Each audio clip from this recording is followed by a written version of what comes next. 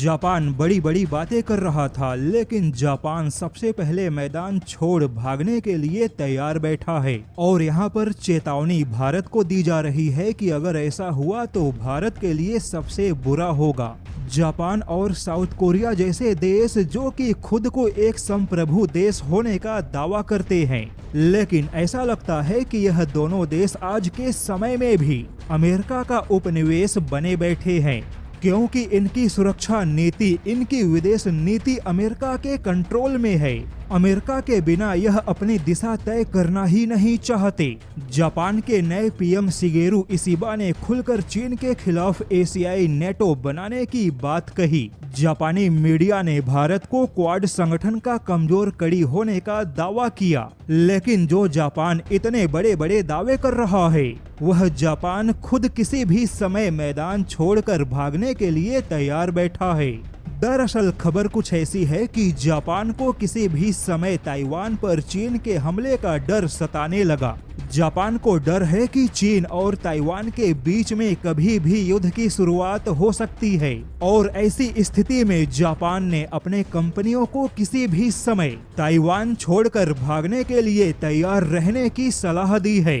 वहीं जापान की online media क्वादो news ने अपने एक सर्वेक्षण में बड़ा खुलासा किया कि जापान की आधे से ज्यादा कंपनियां ताइवान में इस हिसाब से काम कर रही हैं कि वह किसी भी समय युद्ध के दौरान ताइवान छोड़कर भाग सके।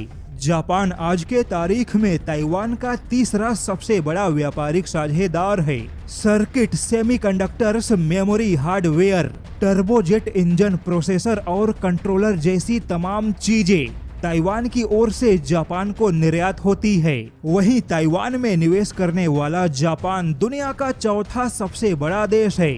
ऐसे में जापान को इस बात का डर है कि अगर चीन ने ताइवान पर हमला किया तो यह जापान के लिए बहुत ही बुरा साबित होगा, क्योंकि जापान की इलेक्ट्रॉनिक्स अर्थव्यवस्था ठप हो सकती है। हालांकि जापानी मीडिया का दावा है कि अगर ताइवान पर हमला हुआ और भारत ने कुछ नहीं किया तो भारत के लिए भी बहुत कुछ खत्म हो सकता है, क्योंकि भारत के अर्थव्यवस्था के गति के लिए भी ताइवान बहुत ही आवश्यक है। भारत के सभी प्रकार के वाहनों के अलावा लगभग सभी प्रकार के इलेक्ट्रॉनिक्स उत्पादों में ताइवान के सेमीकंडक्टर्स और मुख्य कलपुर्जों का निर्यात किया जाता है, और इन सब संसाधनों के लिए भारत के पास फिलहाल ताइवान के अलावा कोई और मजबूत विकल्प नहीं है।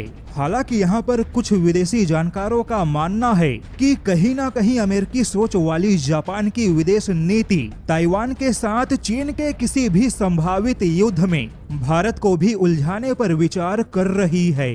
ताइवान भले ही भारत के लिए आवश्यक है, लेकिन इसके लिए भारत किसी भी हाल में चीन के साथ युद्ध में नहीं जा सकता।